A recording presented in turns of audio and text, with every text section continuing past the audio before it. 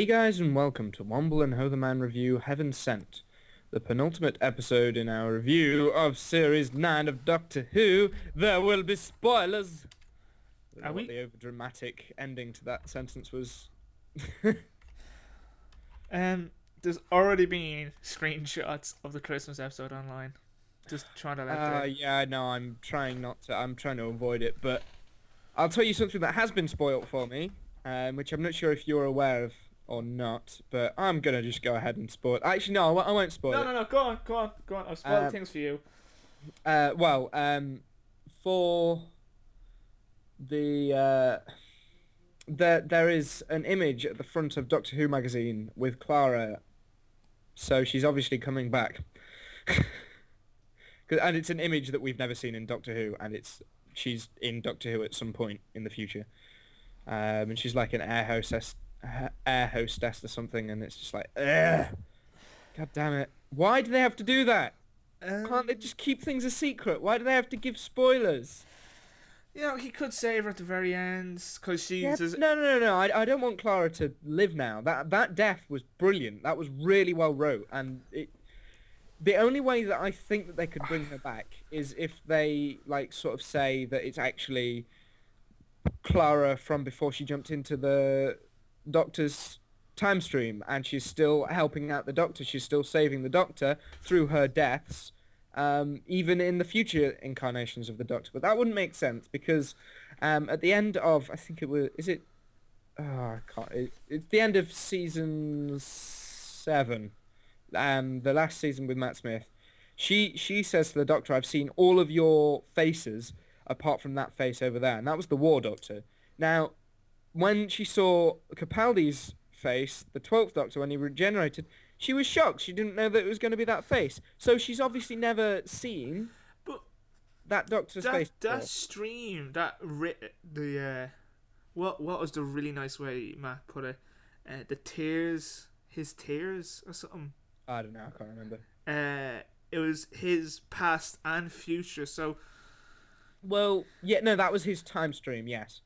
However, that was on Trenzalore. So that can't be anything further forward than that Doctor's finish. So it literally, his time stream ended at Trenzalore, supposedly. That now doesn't actually make sense because yeah, it's completely rewrote everything. Unless he goes that's back to Trenzalore to die at some point, but that's that the that would one be thing weird. he could eventually just do that. That's the one thing they in the 2 seasons. The Doctor spent what 800 or 600 years on Trenzalore. Mm-hmm. They have never mentioned it once. Yeah, they haven't. Even in the next episode after he regenerates, you think he'd sit down and go talk about all the terrible things he did over them hundreds of years. Not one mention. That's the one thing I've been annoyed, and I realised that the other day they've never mentioned Trenzalore. Such a bit, because it's Matt Smith's thing that he was like, "How could you forget what we did in the day of the Doctor when you blew it up?" And he's like, "I went to Trenzalore. That's where we die." And it was like such a build up to it, and then no talk about it. Well, it will come back at some point. I'm pretty sure of it. I hope it But does. I would say it's going to come back in this season finale as the Time Lords are back. Anyway, shall we get on with the review of this episode instead of Sure. So, bitching about old episodes and incontinuities? so this episode started off with the showing this grounds, the castle, places in the castle, and the Doctor being someone falling and dying, and the Doctor coming out of a teleporter and giving a great speech. You think she's dead? Blah blah blah blah blah. And it's literally just him and the Veil, who says nothing to the goddamn entire episode. All 40 odd minutes of it, not one word. And it is basically the Doctor with an internal monologue. And I really enjoyed when he got. Well, what happens is every time he tells a truth or he admits to something or he confesses to something, the Veil stops and it gives him a chance to run away and guard himself against it. But the next time he met the Veil, he's doing all these things, trying to find out the gravity, see air. He's trying to figure out, and he jumps out the window to avoid the veil. And I love the way he instantly goes into the TARDIS. Oh yeah, that's his mind palace, which is what I've decided to call it. It's where Sherlock goes to. He goes into his mind palace to think, and that's pretty much all it was. And because you've got Moffat, who works on Sherlock, or is the writer of Sherlock, and is the writer of Doctor Who, it's kind of obvious what that bit was. That was a homage to his own work. But I liked it. It kind of worked. It makes sense that the Doctor thinks really quickly because he's got to after like 2,000 years of saving his own neck. And I like the fact... Do you think... just trying to set it... If you were the Doctor, right, would you only think of your last companion? Like, I know each Doctor had their own companions, and they were strong with each companion, and because it's always a different man. But I would have rather, when he was doing his mind palace, it wasn't just Clara. Well, I think the reason why it is Clara is because... well, Matt Smith touched on it, and David Tennant has... Like, those two Doctors, they've touched on this thing before in the past. And it is the first face this face saw. So, the 10th Doctor, he was infatuated with Rose. He would only ever think about Rose. Even after Rose had gone, it was all about Rose. And that was because that was the first face that face saw. And then Matt Smith, it's Amelia Pond, because it's the first face this face saw. So, it kind of makes sense that the 12th Doctor, Capaldi's Doctor, is very, like, thinking, yeah, it's got to be Clara, because Clara's the first face that Doctor saw. And that is... I like the fact... I thought the touching moment of Clara, she had like 1 or 2 lines in the Doctor's mind palace, and it was just like... that's the most touching thing that has came out of it. And I like the fact that Capaldi is the only speaking role in pretty much the whole episode, apart from a little bit here. They really promoted that as the first time ever the Doctor by himself with an enemy, with no help, no companions, no one. They made it off that it's just going to be 2 people, and then Clara was in it. I was like, well, it's a nice touch. But she wasn't really in it because it was all in his head. So it is still the Doctor. I know, but there was another actor. She was there. She was an actress paid to do that. So don't promote it as the first time ever when it's like every other episode with the Doctor and companion and using mind. Yeah, but he doesn't have a companion at all. I know. It's just I thought that was I know it's like it's the first time they did the whole not spoiling things, but they really promoted it, and I was really looking forward to the Doctor by himself. And I thought you were annoyed by 2 lines with... No, not annoyed. I liked it because that was like a really touching, like probably one of the best moments of the Doctor and Clara's not even there. Clara's not actually real. This is actually just the Doctor telling himself. I like it, but it's just the way to promote it on Facebook.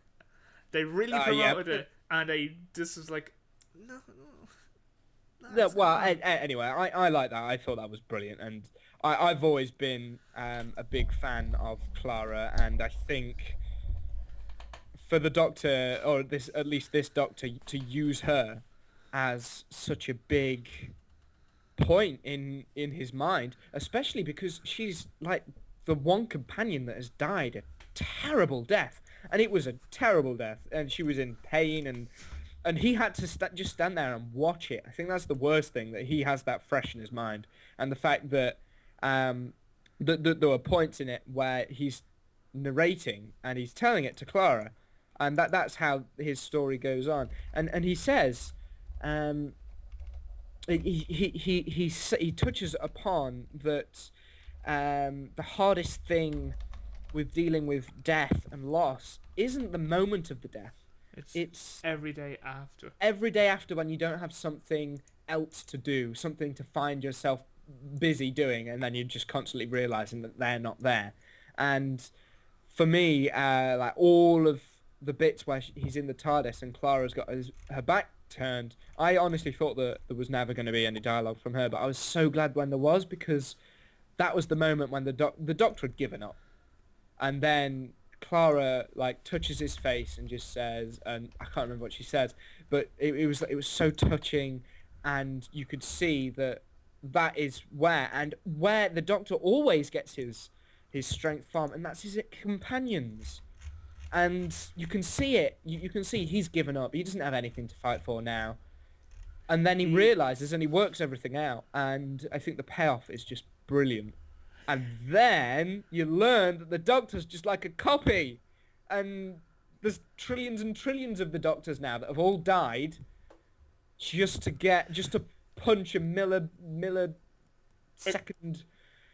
into this diamond wall. Stronger than diamond. It was... So, the idea, it was about when he got to the graveyard, I thought it would be brilliant if it was the confession that he was in, because he's confessing to things and admitting... He never revealed like his name or anything, but the main thing was going on through the series is the hybrid. And he started talking about the hybrid. And he was building this hybrid up, and I really hope the payoff is great. And the end of the episode, we'll get to his last line, was brilliant. And I am really looking forward to it, because I always, like, through the 13 or 12 episodes of Doctor Who, I'm always looking forward to each and every next episode of Doctor Who. And it's only, like, one of the show that I'm like that with. Won't get onto it now, maybe another day. But I've been really looking forward to each episode of Doctor Who, and I'm really looking forward to this because over the last decade, they've been slowly building up that Time Lords are gone, there's a terrible war, and each series you got more and more information of what happened. Then you find out it was the Doctor who blew up the planet, but then all the Doctors came together to save the planet. I love when the Time Lords get involved into a story, because it's so rare in the last 10 years. You had David Tennant's last episode, and you had that very powerful scene with the Time Lords, with Rassillat and all them, and then you had it on the Day of the Doctor, that was the next one, like, and now this, Hell Bent, there's only been like 3 appearances of the Time Lords in 10 years of the Doctor's people, where either they hate him, they want to punish him, or they just don't know. And I'm so happy every time I see anything to do with the Time Lords in Doctor Who. It always brings me back to, ooh, he's not alone anymore. There's other people. And I always think of the thing, what if the Doctor is like, you know, the dumb one on his planet, and there's even people smarter than him? Imagine if he's the equivalent of someone who has a low IQ of 80 and everyone else is high IQ. I always love the idea of what if the Doctor isn't the smartest person, and on Gallifrey he's probably not. No, he probably isn't. That's very true. What sort of getting back on target, like, you see the Doctor's death. No, you actually see the Doctor's death, don't you? Because he has to energize himself in order to make another copy of himself, and you see him die a number of times, like over and over and over and over and over and over and over again. And that bit for me, there was a sudden realization, and I sort of pieced everything together just at that point. And I think that's the best way for me to watch that, is because usually I can guess where an episode is heading, but this time I was just completely in the dark. I didn't know, and I'll put my hands up. I didn't know that it was in his confession dial. I didn't know that the Doctor had done this a couple of billion times over. Billion. That was just years, though. 2 that billion was just years. Yeah, but the actual episode itself only lasted like a couple of weeks. So really, I mean, you're thinking like 52 times a billion. But you don't even know. It could have only been... Well, it's trillions. It could have been only a few days, like, because when he gets killed by the Veil, he says it'll probably take me a day and a half to get there. So it could have been only like 5 days, and he's been doing that for 2 billion years. Exactly. And I mean, we're looking at into the trillions worth of Doctor copies there. And I love the scene where, because when he dies, now each time he tells a confession, it's more about why he left the Gallifreys, because he was scared. it wasn't because he was bored, because he was scared. The hybrid. He's even given these confessions, but forever and ever he's been punished. And when he starts, he was like, "It's weird. The stars. I haven't traveled in time. I know how that feels, but it's been 7,000 years." The only thing is, the only problem I had with that is he must have known where he was then. Oh yeah, Because he had to know, because he never said, like, it's not Earth. So if he's been on Gallifrey... It's only one light year away. That's what he said. And if you piece things together in Doctor Who, I reckon that is probably somewhere secluded on Earth. And that was the original copy, but it's surrounded in this this energy beam. Everything regenerates and regenerates, so it's obviously closed off to humans. No one can get there. No one's been there. I also loved couldn't over you. I loved the scene when they kind of finally reveal that everything gets copied, so he must get copied. And it's quickly when he dies and the Doctor comes out and they start showing the scenes again of the previous Doctor, and again and quicker, and he says, I know, it's quicker and quicker, and they're all different elements of the same thing, so they're not showing like the same little bits again. They're showing different parts of the episode we've just watched, and every so often they'll just say 5 billion, like that sort of thing, and it's just like, wow, that's so great the way that they put all that together. It was so well edited, and it just looked beautiful the way that it had flowed so well, and you could believe that this was happening millions and millions of times over. And he never knew till the end, till the very till right at the end. Yeah. And he knew. But I do have a problem with that. When he dives into the water, after a while, wouldn't his skulls start overflowing? Yeah, I was thinking that too. The water. But maybe it's so deep that they... But then the first time he dives in, and he's dived into the place where the skulls are. So, and there was a lot there after 7,000 years. I mean, there was a lot of skulls. So I don't know, little problems like that. But I mean, that's only when you really think about it, and that's nitpicky things. And really, for the episode, nitpicky things don't really matter. I mean, it's Doctor Who, isn't it? And at the very end of the episode, he's figured out where he is, because he gets out, and I was like, oh, this is a weird planet, and it's like... Oh, I knew that straight away. I was like, holy shit, that's Gallifrey. And I was like, straight away, as soon as he teleported, I was like, shit, that's fucking Gallifrey. Holy crap, we're back on Gallifrey. Holy crap. And the minute he said, I took the long way, that's when I realised he's on Gallifrey. When he said to Shaw, I took the long way, I was like, oh shit, look over, please be on Gallifrey. But he's pissed. He's 2 billion years off. Pissed! So, when he says, I know who the hybrid is, and the hybrid is me, what do you think he's talking about there? Because I've got an idea. Because he's not just...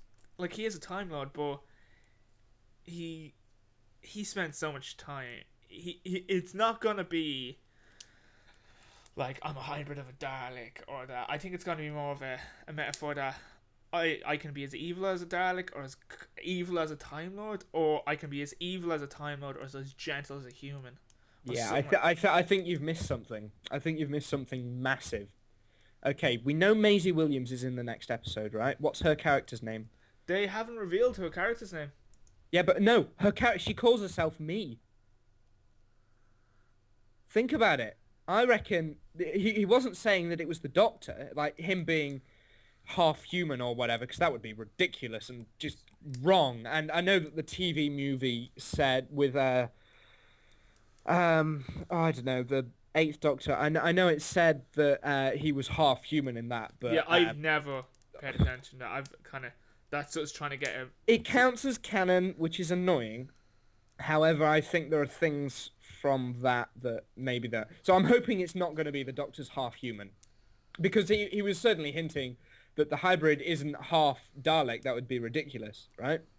So it's something that's half Time Lord and half something else. Now, Maisie Williams' character, or Shilda, or Me, she was human to begin with, and then they were given the pill. Now she can't die. And that's where I'm thinking hybrid comes into it, and she's definitely in the next episode because she was in the. She I know I don't usually watch it, but I did watch this one. The next time on Doctor Who, she was. She's in this next episode. Yes, she is. They haven't announced her name yet because I was looking at it and it has to be announced. I kind of hope they don't announce it. Now it could be her. You could. I thought when she first happened and she first became, this immortal person, I thought, wouldn't it be awesome if it turns out she was the beginning of the Time Lords, or she somehow started the Time Lords. I thought that'd be a brilliant idea. They're probably not going to do that. But No, because it's a bit far-fetched. I like the idea. Far-fetched? It won't be the most far-fetched thing they've done on this fucking show in 50 years. Yeah, but we already know like how the Time Lords started and how they became Time Lords. They looked into the untempered schism, and after a while it took over their consciousness. So I mean, it would be far-fetched because there's already established stories on the beginning of the Time Lords, and it was actually Rassilon that came along right at the beginning and harnessed this power and took control of this human-like creatures and grew them into Time Lords. And then he got corrupted, and then he turned evil, and the other Time Lords stopped him. So we already know that sort of thing. That's already been established. But what I like is that there has been this prophecy, and it's been going around pretty much all series about this hybrid. And if you think about it, Ashilda is a hybrid. She's a hybrid from human form. She is. It's not the first time. Now, going back to David Tennant's era with Martha in the they were in the not the slums. What was that? When they went to New York for the first time. When they went into the slums of New York. No, not New York. Oh right. The Dalek when.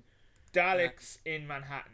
Yeah, the Daleks in Manhattan when they had Dalek Sec turn into a humanoid Dalek, and there were the Time Lord Daleks that took over, but I honestly don't think it's not gonna have anything to do with the Daleks. No, but that was a hybrid. Yeah, he was a hybrid. It has happened. And the Daleks didn't allow it. The Daleks looked at Dalek Sec and then were like, hang on a second, this is disgusting. And then they murdered him. They absolutely just brutally murdered him and then committed genocide. And the only one left was Dalek Khan, who escaped into a time vortex. And went incredibly mad and then ended up helping out the Doctor. Yeah, I think it's just in spite, really, he did that. He did it because he saw what was to happen and what had to be. So that was literally the only reason. It wasn't to help the Doctor. It wasn't to help anything. It was just because that's what he'd seen. That has to happen. But anyway, my main thing for the next episode, I do not want the Doctor to be half human. There have been hints that he is in other episodes, and I do not want that. That's the only thing in the whole of the Doctor Who universe that I've been like, really? Why do you have to do that? Why can't he just be an alien? Why can't we just not understand him? Why do we have to relate to him? That's ridiculous. But the only thing that Dave... Like, that was the one thing... Like, it didn't even make sense how he became half-human in the movie anyway. No, it was just a mention. He said that his mother was human or something like that. That's what it said in the TV movie. So... Yeah, but that technically counts as canon, but... It was his iris or something, his eye, wasn't it? Yes. I had to rewatch that shit movie. Paul McGowan's brilliant in it, but yeah, it is a shit movie. It's handled very poorly by a 90s American crew that... Like, he would have been... And he I have listened to a lot of Big Finish. He is an amazing actor. Can't take anything off the guy. He's a great actor. I don't know why he did Argos ads, but he's a great actor.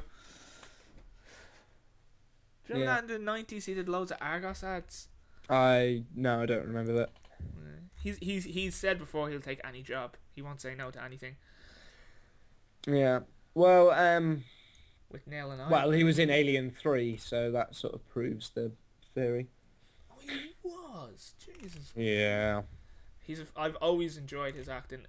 The only film that I can, the only David Fincher film that is directed by David Fincher that isn't a David Fincher film, basically, because it was controlled by the studios at the time. They're just like, no, we need more Alien, and David Fincher couldn't do what he wanted to do with it, so he doesn't actually class it as his own film. I But was anyway, the the main one. thing I Yeah. really don't want, and which will probably ruin this series, and to be fair, this series has been the best, I would say, since New Doctor Who. I've just loved every second of this Doctor Who series. There's not been really an episode where I've been like, that wasn't that good. I've been like pumped for every episode. I think There's been some episodes I didn't. The Flood I wasn't like a huge fan you of. see, I like that. I thought I liked the idea of the Doctor sending himself a message and all that sort of thing, and not being able to save everyone until Clara's name comes up and all that.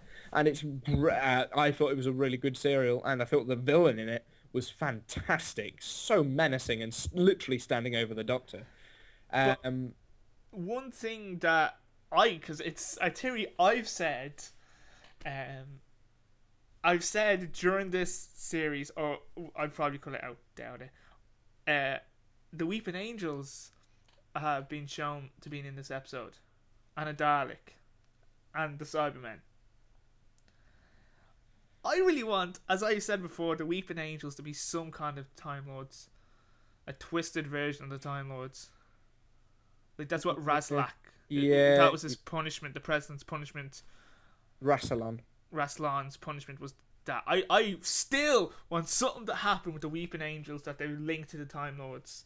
I think they've done too much with the Weeping Angels. They need to leave those to rest until someone can actually get hold of them and make them scary again.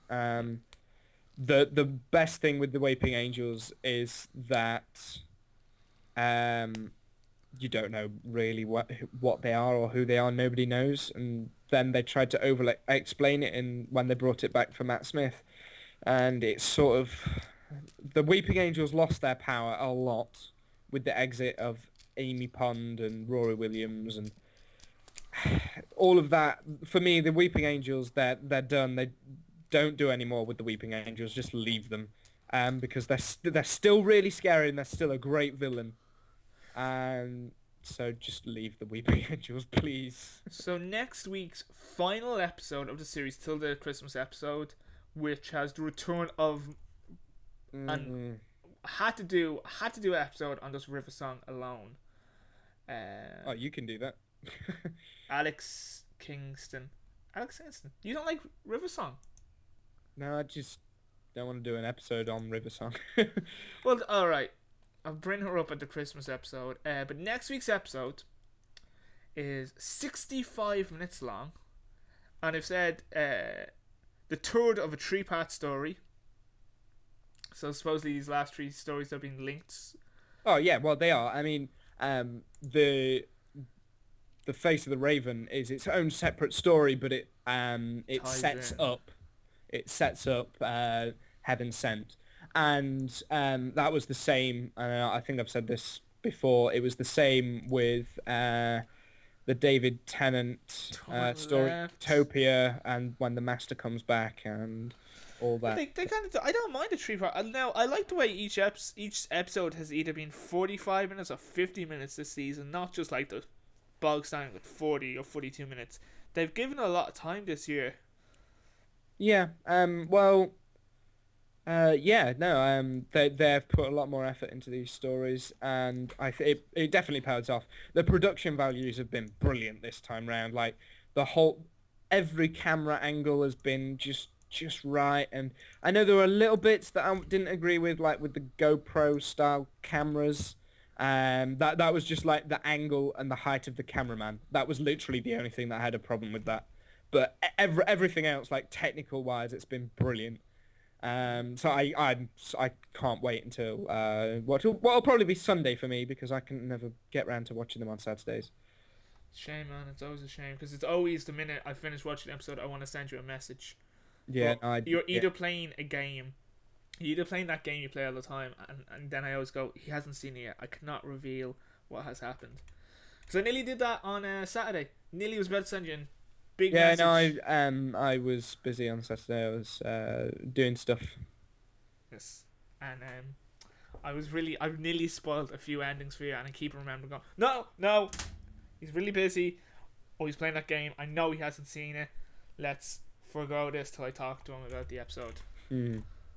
And with that, I have been Hunter Man Show, the man.